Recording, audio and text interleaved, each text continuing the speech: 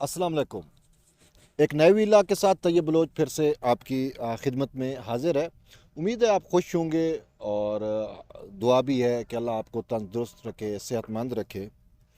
और ये जो मैं वीलाग बना रहा हूँ, ये वीलाग इजहार यकजहती के लिए है उन 16,000 सैकड़ एम्प्लॉइज़ और उनकी ख़ानदानों से जिनका कल सुप्रीम कोर्ट में फ़ाइनल या हतमी हेयरिंग हम कह सकते हैं होने जा रही है। और कोई पता नहीं कि कल क्या हो सकता है। ताहम अभी दो चीज़ें जो सबसे अहम हैं वो ये हैं कि जो फाउंडर थे सीरा एक्ट जिसे कहते हैं, जिससे मुलाजमीन बहाल हुए, 2010 का जो एक्ट है, पाकिस्तान पीपल्स पार्टी के दौर हुकूमत में वो जारी हुआ था।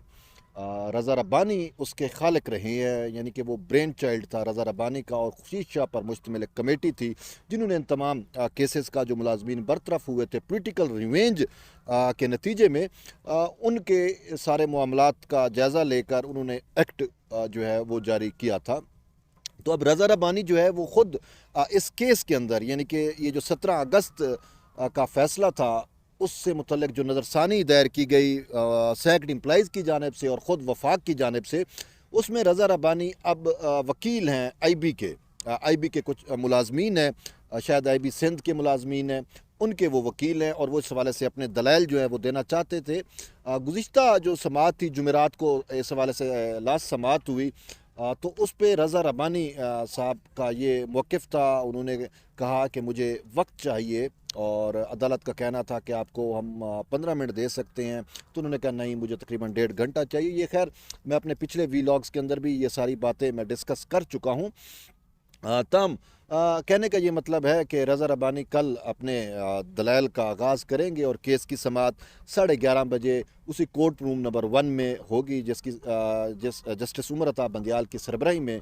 और जस्टिस उमर अता साथ के साथ जो जजेज़ हैं उनमें जस्टिस मंसूर अली शाह हैं, जस्टिस अमीनुद्दीन ख़ान हैं, फिर दूसरी साइड पे जस्टिस सिजाद अली शाह और साथ जस्टिस काजी अमीन। तो ये 5 रुकनी लार्जर बेंच है और इसने कल हतमी समाअत करनी है। इसके साथ साथ रज़ा रब्बानी, अब ये वक्त बताएगा कि अदालत जो है वो रज़ा रब्बानी को जो है उनकी मर्ज़ी और मंशा के मुताबिक वक्त देती है, क्योंकि उन्होंने कहा था कि मुझे तकरीबन 1.5 घंटा लगेगा, मैं अदालत को बताना चाहता हूँ। लेकिन साथ साथ उन्होंने कहा था कि मैंने जो है वो अदालत ने जो ऑब्ज़रवेशन दी थी, जो सवालात पूछे थे लतीफ़ ख़ान खोसा से, वसीम सिजाद से और एतजाज़ एहसन से और बाकी भी जो वकला थे उनसे, तो उन्होंने कहा उन तमाम सवालात के मैंने नोट्स भी लिए और मुझे उनके भी जवाबात देने हैं।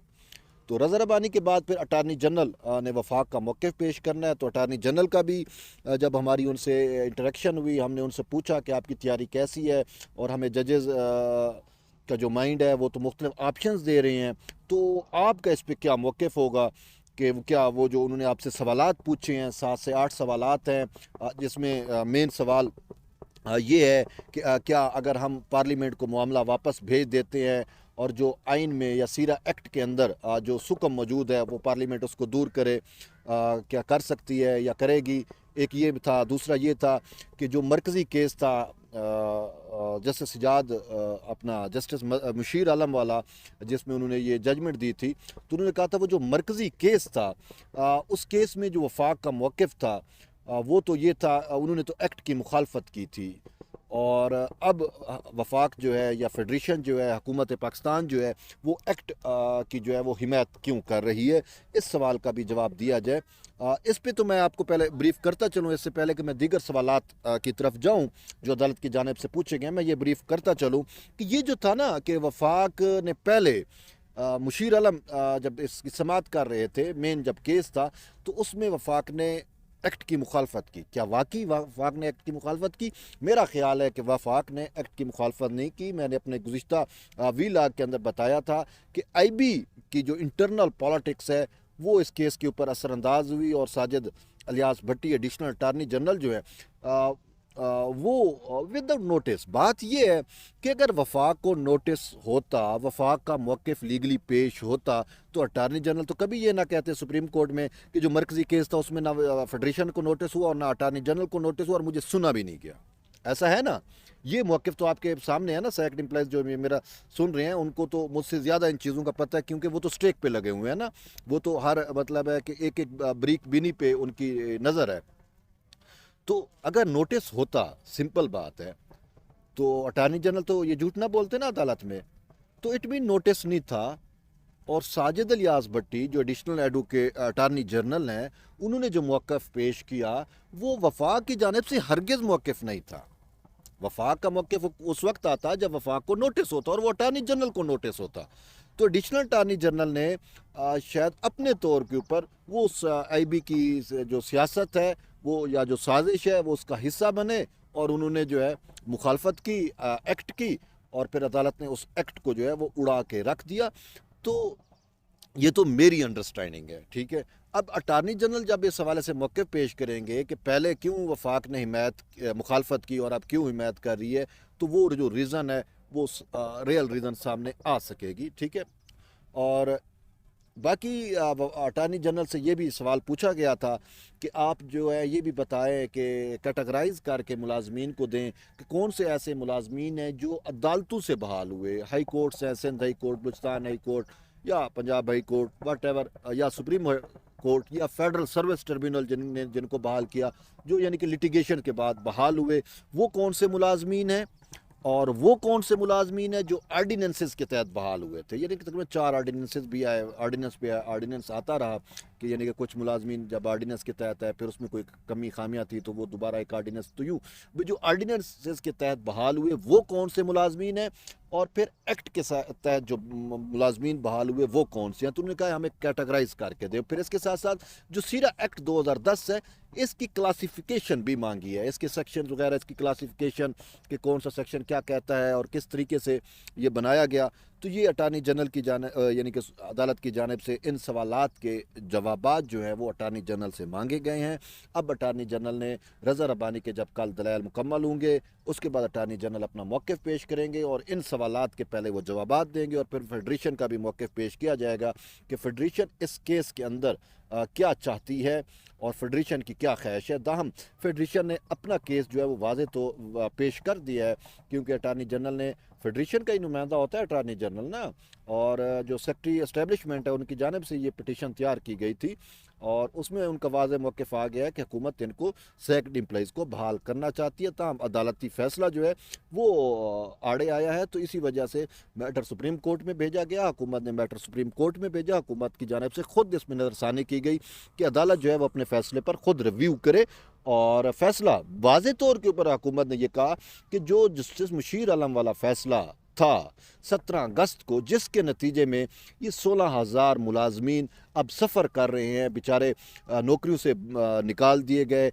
अब उनके घरों में फाके हैं और उनके बहुत सारे मसाइल हैं, तो इस फैसले को कलअदम करार दिया जाए, क्योंकि वो फैसला कानून के मुताबिक नहीं था। ये वफाक का वाज़े तौर के ऊपर मौक़िफ़ है, वाज़े तौर के ऊपर वफाक का जो इस्तदा है सुप्रीम कोर्ट से, वो तो यही है। अब कल इसकी समाअत होनी है, अब देखते हैं कि कल क्या होता है। ताहम अब मैं आपको बताता हूँ कि मुझे जो है बहुत सारे जो सैकड एम्प्लॉइज़ हैं कराची से, सिंध से, बलूचिस्तान से, पंजाब से, इवन खैबर पख्तूनख्वा से, और बाकी भी जो पाकिस्तान, वो उन्होंने कहीं से मेरा नंबर हासिल किया और मुझे वो फ़ोन करते हैं, अपने मसाइल बताते हैं। आज एक सिविल एविएशन के एक सैकड मुलाजिम हैं कराची में, वो बेचारे अलील हैं, और उनका ये कहना था, उन्होंने मुझे नोट भी भेजा, और एक रज़ा चांडियो साहब हैं जो PSO के मुलाजिम हैं सैकड, उनसे उन्होंने मेरा नंबर लिया, तो उन्होंने अपना जो मुझे कॉल की, खुदा कसम, तो उन्होंने कहा कि आप मेरा ये चीज़ शामिल भी करें अपने वीलॉग के अंदर, लेकिन मैं नहीं कर सकता। उन्होंने जो बातें की, खुदा की कसम मुझे उसने रुला दिया, ठीक है। वो ख़ुद भी रो रहे थे, वो दिल के मरीज़ हैं। इवन उन्होंने इतनी भी अपील की कि अगर मेरा जाना शारा दस्तूर के ऊपर सुप्रीम कोर्ट के सामने ज़रूरी है, तो उन्होंने कहा कि मेरे पास तो, मेरे घर में तो फाके हैं, मैं ब्लड प्रेशर का मरीज़ हूँ, मेरी जो बेगम है वो भी मरीज़ है, तो हमारे पास तो इतने पैसे नहीं हैं कि हम अपनी अद्वियात ले सकें, तो किस तरीके से मैं कराची से जो है वो पहुंचूं यहाँ पे सुप्रीम कोर्ट के सामने। तो उन्होंने कहा कि हाँ, अगर कोई मुलाजिम जो है वो मेरी ये मदद कर सकता है तो वो मुझे जहाज़ का टिकट करा दे। तो मैं जो है वो पहुंच जाऊंगा। ताहम उनको दमे का भी मसला है, तो इस वजह से वो रो भी रहे थे। उन्होंने कहा कि अगर कोई मुलाजिम या कोई भी जो इनकी कमेटी बनी हुई है वो समझती है कि मेरा आना ज़रूरी है इस पार्लियामेंट के सामने या शारा दस्तूर के ऊपर सुप्रीम कोर्ट के सामने, जो मुलाजमीन हैं उनसे इज़हार यकजहती के लिए, तो उन्होंने कहा मैं आने को तैयार हूँ।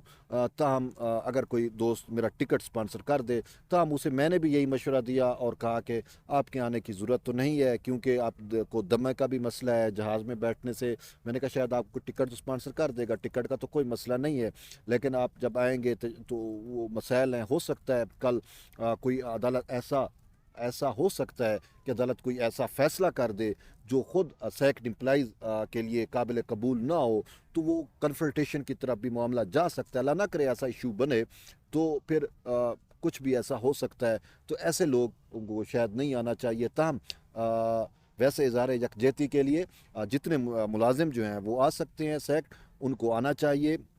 और क्योंकि कल का हतमी दिन है, और हो सकता है कल अगर हमारी तो दुआ है कि कल आपको खुशखबरियाँ मिले सुप्रीम कोर्ट से, आपको खुशखबरी मिले।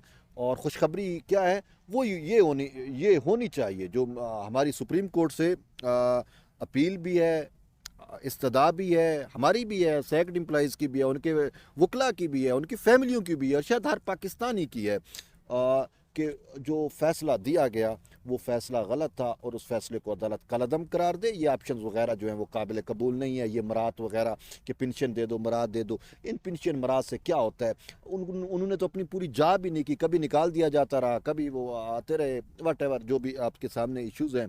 तो इस वजह से ये ऑप्शंस काबिल कबूल नहीं। मामला पार्लियामेंट को भेजना भी दुरुस्त नहीं होगा, फिर पार्लियामेंट में टाइम लगेगा। ऑलरेडी ये बेचारे सफ़र कर रहे हैं, इनको जो है वो घरों में फाके हैं, कोई बेचारा उधार पे ज़िंदगी गुजार रहा है। इवन उस दिन एक दोस्त, जब मैं ये वीलॉग कर रहा था इन सेक्ट एम्प्लॉइज़ के दरमियान ही, तो कह रहा था कि यार मैं यहाँ पे हूँ, मुझे फ़ोन आया घर से कि भाई बाबा जी वो बिजली जो है वो काट दी गई है, वजह कि बिल जो है वो पे नहीं हुआ। ठीक है, तो ये इशू हैं, ये मसाइल हैं इन लोगों के।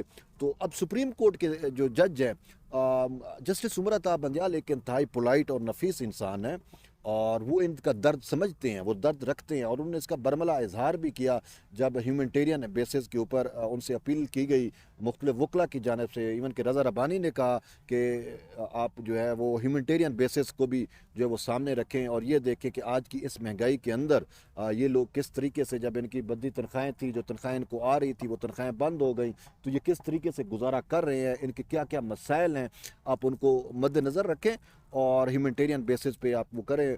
तो उन्होंने कहा कि हमारे सामने ये सारी चीज़ें मौजूद हैं, और जैसे मंसूर अली शाह भी इस हवाले से बहुत जो है वो दर्द दिल रखने वाले जज हैं, और हमारी दुआ ये भी है। वैसे अमीनुद्दीन खान तो बोले ही नहीं ना, ये जब से केस शुरू हुआ तो उन्होंने अपने कोई ऑब्जर्वेशन रिमार्क्स तक भी नहीं दिए। वो बहुत खामोश तबाह इंसान है, और वो खामोशी से इन सारी चीज़ों को ऑब्ज़र्व कर रहे हैं। जबकि जस्टिस काजी अमीन और जस्टिस सजाद अली शाह, इनसे भी यही अरदास है, यही इल्तमास है कि आप मेहरबानी करें, आप भी इन मुलाजमीन का सहारा बने, इनको सपोर्ट करें। मैं आपसे जजेस से पूछता हूँ कि आपको खुदा ना करे कि आपको, जैसे एक दफ़ा एक आमिर ने घर भेजा ना, ठीक है, आपको एकदम एकदम कोई ऐसा तरीका बने और कहा कि भाई you are no more the part of supreme court, आप घर में बैठो, आपको बरतरफ कर दिया गया, आपको सेक्ट कर दिया गया, इन जजेस को सेक्ट कर दिया, जिनकी तमाम मरातें ख़त्म कर दिया। 16-16 लाख जो ये तनख्वाहें लेते हैं, ये जो मरातें हैं, कितने लीटर उनके पेट्रोल्स होते हैं, गाड़ियाँ मिली हुई हैं, सरकारी खर्चों पे क्या कुछ नहीं है, वो आपके पद सामने है। ये मैं नहीं कह रहा, इवन कि वो ट्रांसपेरेंसी इंटरनेशनल की रिपोर्ट कहती है कि पाकिस्तान की जुडिशरी जजेस की, जो हमारा पूरा खित्ता है, उसमें सबसे ज़्यादा तनख्वाहें हैं, लेकिन इंसाफ नहीं देते। इंसाफ के कातिल हैं ये जज। मैं नहीं कहता, ये रिपोर्ट कह रही है, मेरे ऊपर आपने तौहीन नहीं लगानी, मैंने एक वो चीज़ बताई है जो हकीकत है। ठीक है, तो अब बात ये है कि आपको बरतरफ कर दिया जाए, सारी तनख्वाहें आपकी बंद कर दी जाए, कोई मरात ना दी जाए, तो आप कैसे सफ़र करोगे?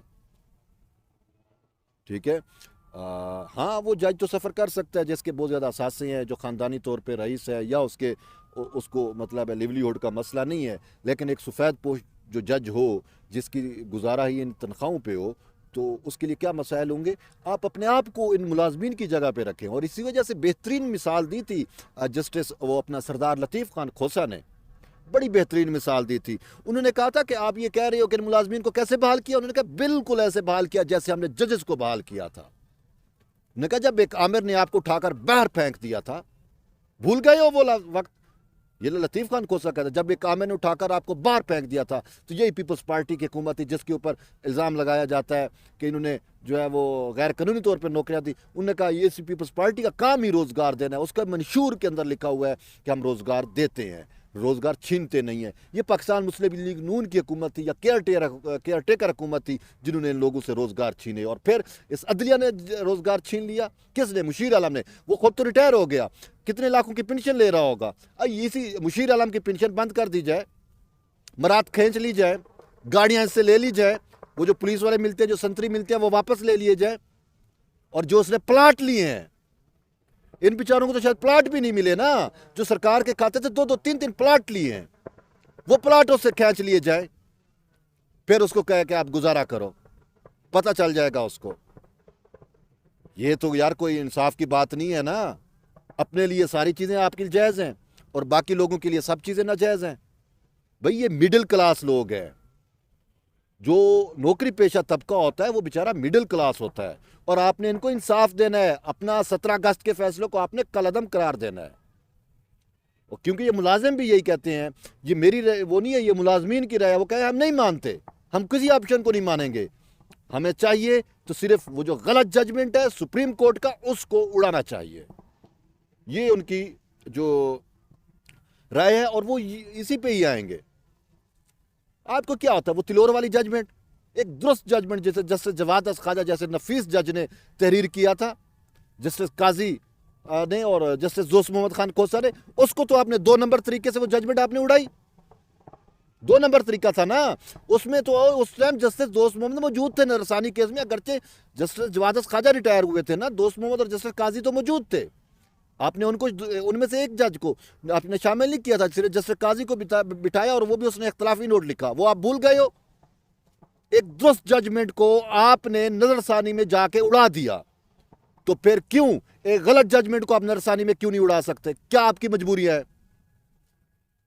मुशीर आलम से क्या आप, ठीक है वो आपका साथी जज था, उसने अगर 2 नंबरी की, मैं तो कहता हूं मुशीर आलम के तमाम फैसलों को जो है उसमें रिविजिट होना चाहिए। पता चल गया यार एक जज इतना नायल हो सकता है जिसने किसी को सुना नहीं, जिसने मुतासरा फरीक को नहीं सुना, जिसने 16,000 मुलाजमीन को बगैर नोटिस दिए और 20-22 माह उसने, अब मैं क्या कहूँ, अपने डेस्क के नीचे उस फैसले को रख के बैठा रहा।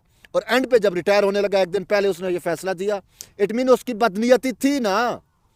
बदनीयती ना होती तो पहले फैसला क्यों नहीं कर सकता था? क्या उसको मजबूरियां थी?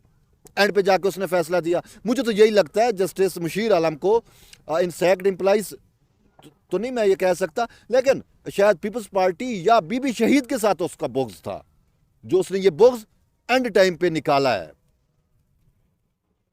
तो आप मेहरबानी करें, सुप्रीम कोर्ट जो है वो इलीट का क्लब ना बने। ऑलरेडी हम ये चीज़ें ऑब्जर्व कर रहे हैं कि आप जो है इलीट के फैसले, इलीट कोई होता, ये अपना इमरान खान को तो आप सादे को अमीन बना देते हो, जो दुनिया का माना हुआ इंसान है वो कैसा है, आप उसको सादे को अमीन बनाते हो कि वो इलीट कल्चर है ना। ये नस्ला टावर, वहाँ पे मिडिल क्लास लोग रहते थे, वो तो आपने उड़ा दिए। और ये जो शारा दस्तूर के ऊपर कॉन्स्टिट्यूशन 1 वाला जो टावर है, ठीक है, ट्विन टावर जिसे कहते हैं, उसको आपने लीगलाइज कर दिया। वो क्यों लीगलाइज किया? क्यों? वो इलीट के लिए है। गरीब जिसमें बेचारा रहता है वो आपने उड़ा दिया। यहाँ पे जिन्होंने अयाशियाँ करनी है, ठीक है, जिन्होंने यहाँ पे क्लब बनाने हैं, अयाशियाँ करनी है, ऐशो इशरत के सामान जहाँ पे आएंगे ये कॉन्स्टिट्यूशन 1 के ऊपर, ठीक है, इसको तो आपने लीगलाइज कर दिया। गरीबों की आपने झोंपड़ियाँ गिरवा दी, ठीक है, और बनीगाला को और अलीट को आपने जो है वो रिलीफ दिया और रेगुलराइज कराया। ओ भाई ये दोहरा म्यार ख़त्म करो, कहीं अवाम जो है ना वो कहीं आपके ख़िलाफ़ ना हो पाए। फिर आप कहते हो कि जी आप ऐसी बातें ना किया करो, ऐसी बातें करने से जो है अवाम का अदलिया से एतमाद उठ जाता है। ओ भाई अवाम का अदलिया से एतमाद बरकरार या बहाल आप लोगों ने रखना है और अपने फ़ैसलों के ज़रिए रखना है। ये जो अवामी मफाद का मामला, आपको ये इससे बड़ा अवामी मफाद का मामला क्या होगा कि 16,000 तो ये एम्प्लॉइज़ हैं और इनकी लाखों में फैमिलियाँ हैं। इससे बड़ा अवामी मफाद क्या हो सकता है? आप अवामी मफाद में लो और इस मामले को देखो, और मेहरबानी करके ये जजमेंट जो है आप इसको सस्पेंड करें, क्योंकि मेरा नहीं ख्याल आपके पास और कोई इख्तियार है। अगरचे आप अपनी इंटरप्रिटेशन या तशरीह करके आप अपने इख्तियारात तो निकाल लेते हो, लेकिन कायदा जवाब जो सुप्रीम कोर्ट के अपने रूल्स हैं उसके मुताबिक यही है कि ये जजमेंट अगर गलत है तो आप इस जजमेंट को उठा के बाहर फेंको, ना कि ये कि आप जजमेंट में करेक्शन करते हुए गलतियां जो है अपनी गलतियां आप दूसरों पे डालो। एक्ट 2010 में आया था, अब 21 है, माजी की बातें हैं, ठीक है। और वैसे भी सुप्रीम कोर्ट में ये चीज़ अब तय हो रही है, हो चुकी है बल्कि, कि सुप्रीम कोर्ट किसी चीज़ को कलअदम जो मुस्तकबिल के लिए उसका इतलाक आप माजी पे क्यों कर रहे हैं? तो मेहरबानी करें, और जजेस से यही रिक्वेस्ट है कि आप खुदा खौफी का मुजाहरा करें और अवामी मफाद को मलूज़ खातिर रखें। इन 16,000 ख़ानदानों को, एम्प्लॉइज़ को नहीं, 16,000 ख़ानदानों को मलूज़। यार आपको इतराज़ क्या है? जब हुकूमत इनको रखना चाहती है तो आपको क्या इतराज़ है?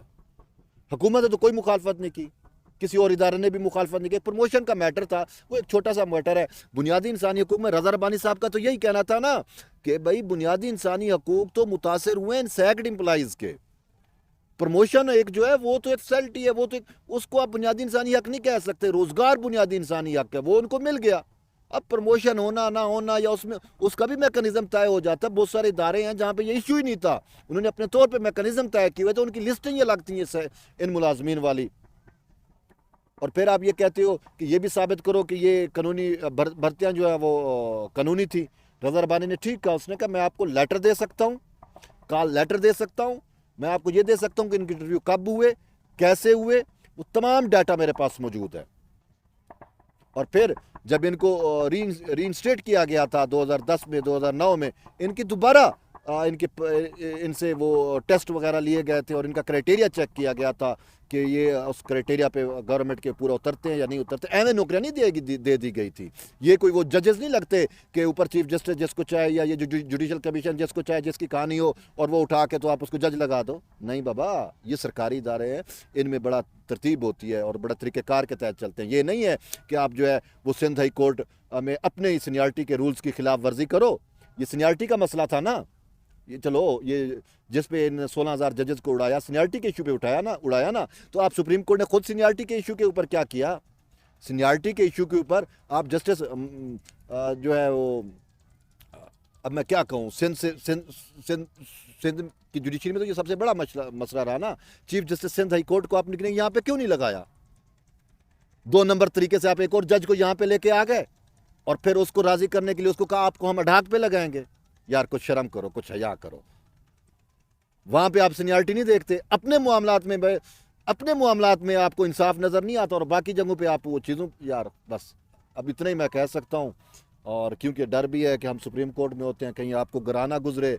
और बहरहाल चूँकि हम बलोच हैं और बलोच सरिश्तन, और हमारी घुट्टी में जो है ना वो कंप्रोमाइज़ नहीं है, ठीक है। जो सच बात होती है हम सच बात कह देते हैं, चाहे हमारा सर भी कट जाए, चाहे तुझे अदालत क्यों ना लग जाए।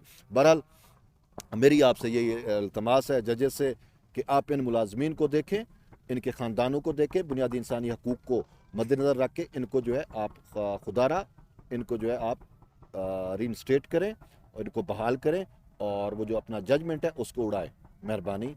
और इंशाल्लाह हम कल एक नए वीलॉग के साथ मिलेंगे, तब तक के लिए इजाज़त दें। अल्लाह हाफ़िज़।